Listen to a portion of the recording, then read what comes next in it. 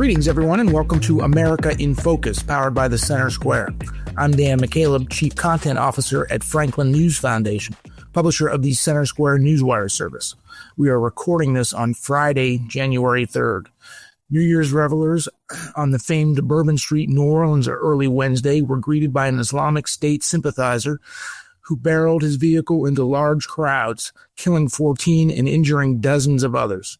The attacker himself was shot and killed after firing on New Orleans police officers. Federal, state, and local authorities continue their investigation into the massacre, but the FBI says there's no doubt this was an unprovoked act of terrorism. Joining me to discuss this is Casey Harper, Washington, D.C. Bureau Chief for the Center Square. Casey, law enforcement initially said that the attacker, Shamsud-Din Jabbar, likely had help, but the FBI came out Thursday and said they now believe he acted alone. What more can you tell us? Well, I can tell you that there's a very deadly attack, about 15 killed, many more injured or wounded as the driver plowed into a busy street in New Orleans. I know that the president, Joe Biden, has made this a priority. He convened an emergency national security meeting yesterday, of course, because of the terror elements. It's also interesting that it was linked to how linked it was is a question, I guess, but the timing is very interesting that there was this Las Vegas attack. A cyber truck was filled with explosives at a Las Vegas Trump hotel. And so the coordination of these was assumed, I think, by many at first, but now the FBI is saying he acted alone. And why are they saying ISIS? Is because there was an ISIS flag on the back of the vehicle.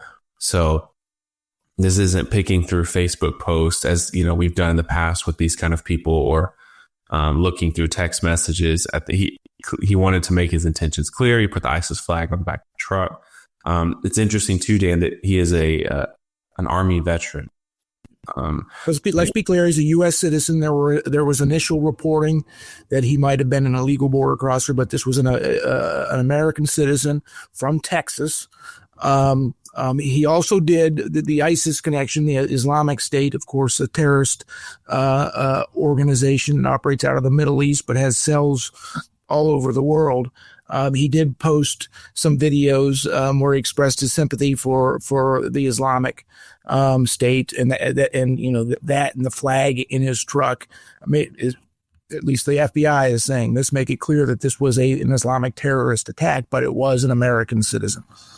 Right, and so inspired by ISIS, what that means is at least as far as authorities know, this man was not directly communicating with some kind of ISIS headquarters overseas and getting supplies and munitions, as has happened with other people in the past. This guy apparently, as you said, as he posted in these videos, whether it was just kind of radicalized probably through the internet. And we've seen this happen before. The DOJ and others really track this kind of thing, especially with young men getting radicalized through the internet, through other videos like the one this guy posted, through discussion forums.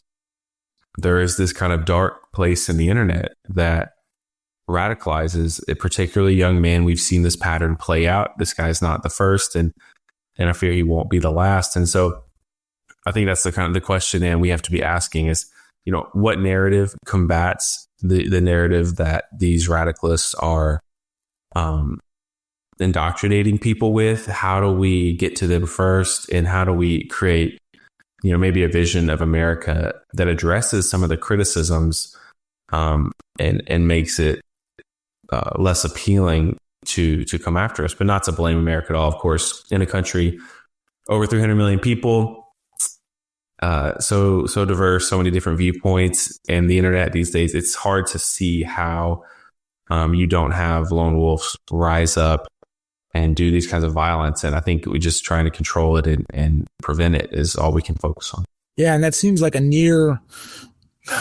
hate to use the word impossible, but it seems like a very difficult task just because of the way we communicate, the many different ways we can communicate now with social media, with the internet, etc. While as bad as the attack was, Casey, it could have been much worse. We also know, and this is one of the reasons why they initially said that they thought he might have had help.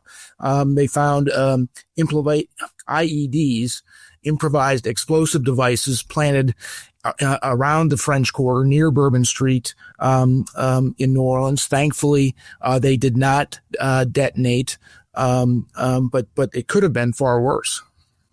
Yeah, very grateful for that. I mean, Bourbon Street, of course, is a famously crowded, busy street at this time of year. Mardi Gras with New Year's. The crowd, there's no lack of crowd density there, right? And so it was a prime spot. I mean, and so in that sense, I think it is, grateful that there weren't more people hurt, because the streets can be, actually packed full where you're jostling past each other. And so, yeah, even without the IED, thankfully that didn't go off. This could have been a lot worse thankfully, he was killed by police in a shootout after the attack. So no, interrogating, no getting to the bottom of his motives or who may have talked to him. All we can piece through is these other pieces of evidence now that he is dead. I just think it's really interesting, the timing of the Vegas attack, Dan. I don't know if you put any thought into that, but I guess it was just a big few hours, a few hours later, right? Yeah. Right. Yeah. So, yeah. In the Vegas attack, similar scenario to the Vegas one. The man, also an Army veteran, rented a truck, a Tesla electric vehicle, packed it with explosives, and just thankfully, in this case too, only the driver was killed when the car exploded. Several people nearby were injured, but no life-threatening injuries there. But yeah, it was a scary day, New Year's Day, just with these two separate attacks on American citizens. Yeah, and so you mentioned Trump. We can make it political if we want. Of course, the New Orleans attacker was a U.S. citizen, and it is important to point that out because of some bad reporting early on, and the like. And it actually seems that Trump has kind of latched on to some of that. But regardless of even if it was a border, I think that Trump has made national security a priority, and so of course the border is a big part of that. Preventing war is part of that. Cracking down on crime is part of that. And so I wonder if there's anything he can do as part of this national security focus to address these kinds of issues. Certainly hope so, Casey. But as I said, it does seem like a difficult task.